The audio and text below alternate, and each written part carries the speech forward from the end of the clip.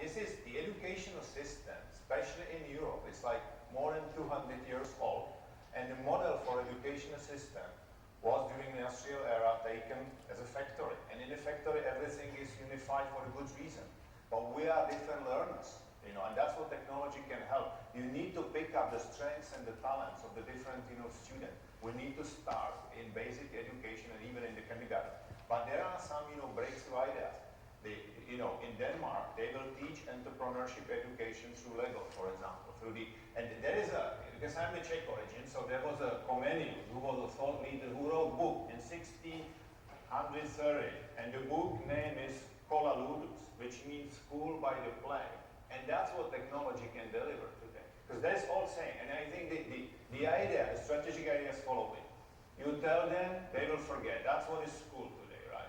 You show them, they will remember. You involve them, they will understand. It's about project-based, you know, learning, to really learn how to run the company. I'm involved heavily. There's a junior achievement, which is the organization we promote entrepreneurship spirit, you know, worldwide. So this needs to start in basic education, I believe. Important comment, I think. Okay, let's switch to the next question. More expertise, I think. How do you see the evolution of the capital market and its instrument with respect to financing the pre-seed up to the emerging growth phase? Yes, Bruno? I don't think there is that much of an evolution. I think the recipe is the same. It's always been the same. And the bottom line is that when you start a business, you need to, you know, put your own money in. You need to put your neck on the line. When you go to a venture capitalist and say, I'd like you to invest in my company, the first question he'll ask you is, how much of your own money do you have in it? And the problem is, many times you don't have any money. When I started my first company, my only asset was the smile on the face of my son. And I'm going to tell you a story that, you know, Jean-Francois asked me to, you know, not repeat, so I'll do it anyway.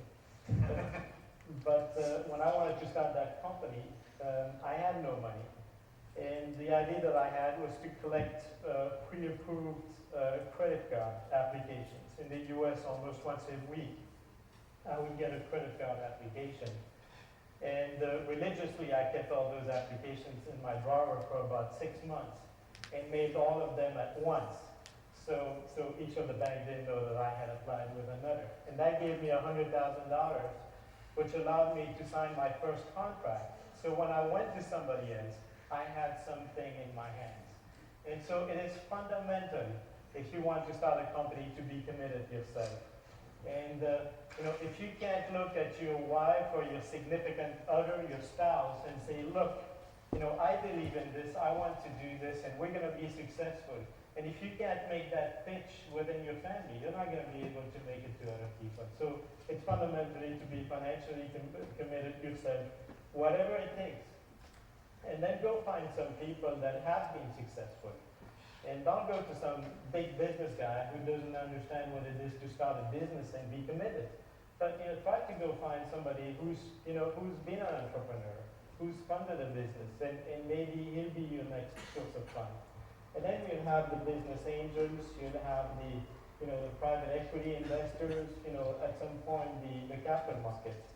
Another big misunderstanding that I have is, people say, I have this great idea, I'm going to go talk to a bank, they have all this money. Banks are not in the business of taking risks. I know it's strange given what's happening now, but the fact of the matter is banks are not in the business of taking risks.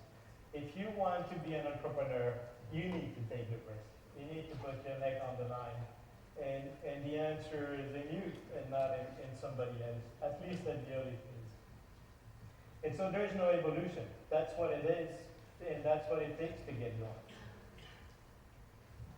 Thank you. Any other comments? I would just add, simply be persistent, perseverant, and don't give up. If you go to one person or two people who tell you, well, I don't give you money because I don't believe in an idea, well, just take out their questions and their points, the things they pointed out, work on them, and go to other ones and actually having already those questions answered, because pretty much you will get same questions from the different entities.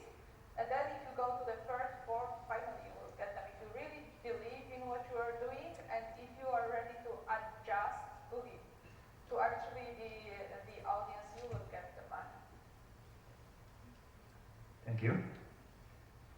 Any question from the audience? No? Okay.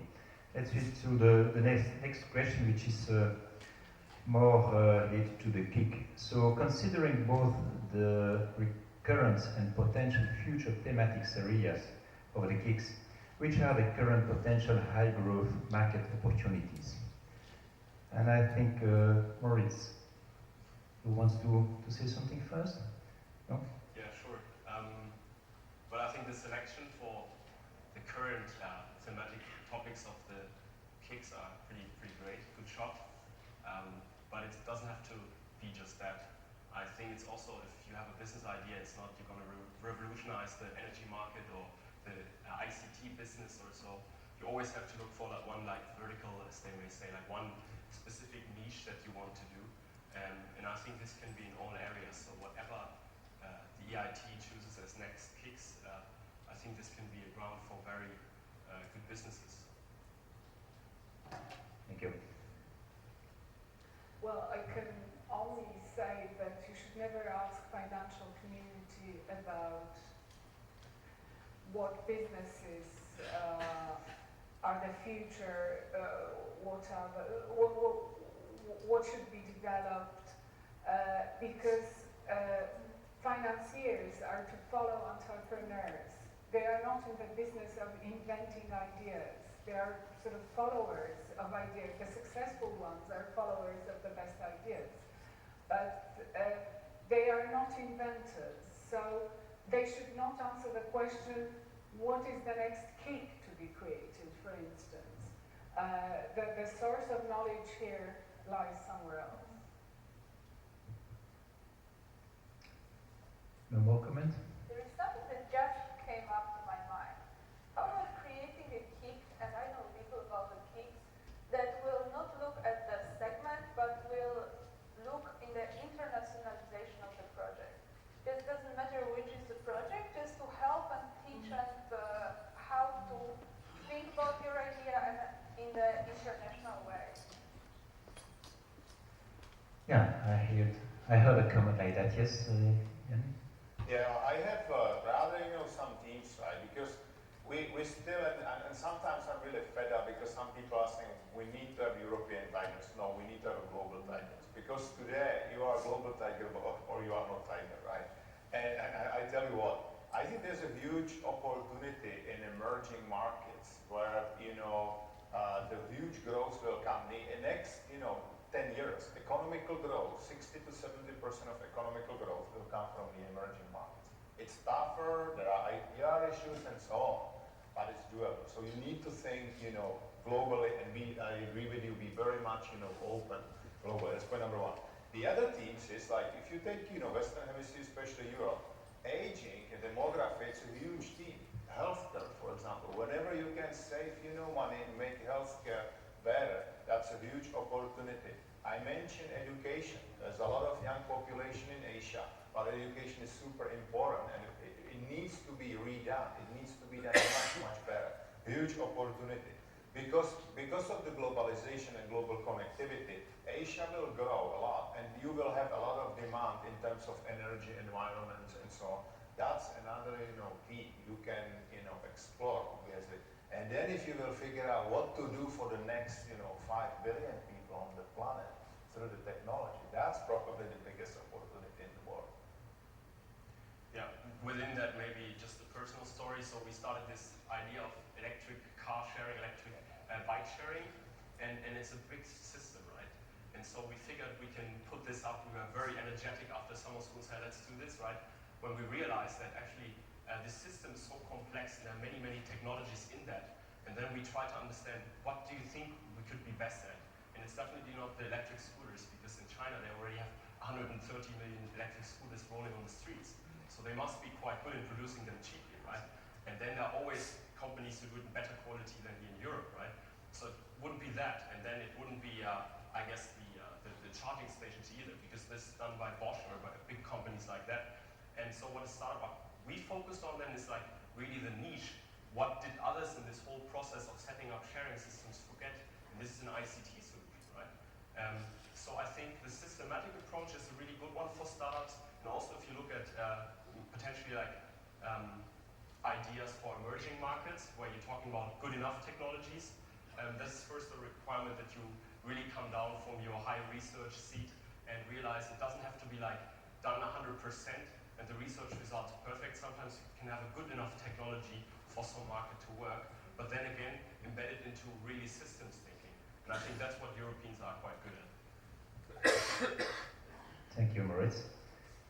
Any question from you? No? Okay. Let's switch to the next one. So, regarding large companies, so how can large companies support startups to be fit for venture to create tomorrow's markets?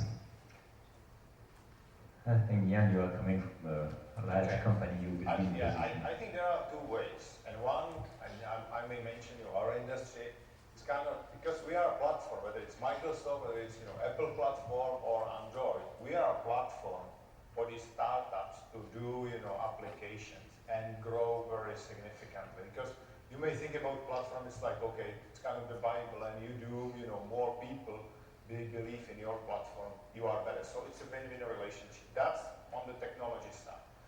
On the other side, on the development, I really do believe that if there's one big thing a large companies can do, it's people development. And in this century, human beings, organizations, and states will really compete mainly through the ability to unlock human potential. And I think if you are a startup, you struggle with it because you don't have enough time. So you need to be smart how to get the best people, keep them, and attract even more. And if there was a one, Gates was, I was traveling a lot with Bill in the past. He was visionary. On the other hand, if he did one good thing, he did like a snowball. He hired a couple of smart people, and he attracted other smart people. And then it's like, rolling. And that's exactly, it's technology, but then you need to have also smart human beings. Okay. Well, the question is asked, how should large companies support startups, and at least in the Polish conditions, but also in the conditions of EU financing discussions, support very often means financing. And there is very often an expectation of startups that somebody large will support them, which means will finance them. And there are a lot of risks involved in large corporation financing of startups. And to sum them up, this is dependence. Startups need to be independent, and they do not need corporate control. So if a startup wants to be part of an R&D department of a large corporation, then direct financing is the way. But there are very successful financing models by large corporations, and probably the most prominent one is Intel Capital, which was mentioned yesterday. But there are some necessary ingredients of such financing. Intel invests up to 20% in a venture, so they never control the entity, and they invest with other investors. So if you're looking for money from a large corporation, try to find at least one other investor, not to be dominated by the big player. So not financing really is the most important ingredient, but education, human development, competitions that large corporations run to educate young businessmen, to support young businessmen by the networking they give. There is a lot in the corporate social responsibility programs that young entrepreneurs can avail themselves of. Maybe one more comment. So I pretty much agree also with you, Mr. Mühlfeit, that I believe that education is very important early on. However, you can't learn all of entrepreneurship. You're must be given some of this, right?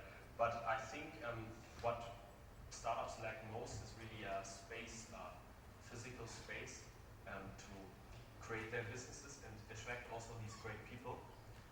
Because you can be in eat like some spin-off, right, and then work in the labs. This may be attractive then to researchers, but then if you want to make the next step and go out into a techno park or so, it may be something that these people may feel uncomfortable with, and then new problems come in the country. So it's, I think, important to have this startup feel and also the startup space quite early on. And I think this is where big companies could support us.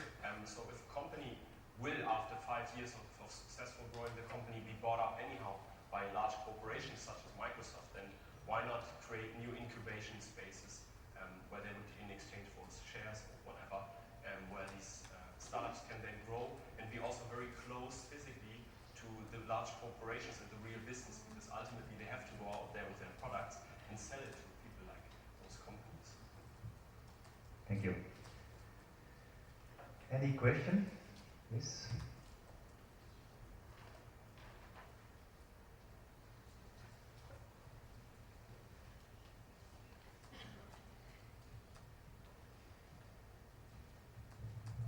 I wonder whether the question shouldn't be extended a bit also to think about how co-location centers could do this. Because, as has been said by a number of the panel members, large companies, they have their own agenda. I mean, certainly these platforms to develop apps and so on, they are good for everybody because they provide an easier marketplace, but in general, large companies have their own agenda and therefore they're always somewhat biased, and of course they're bigger. So as long as it's not really genuinely altruistic, it's not so easy for a young entrepreneur to really depend on them.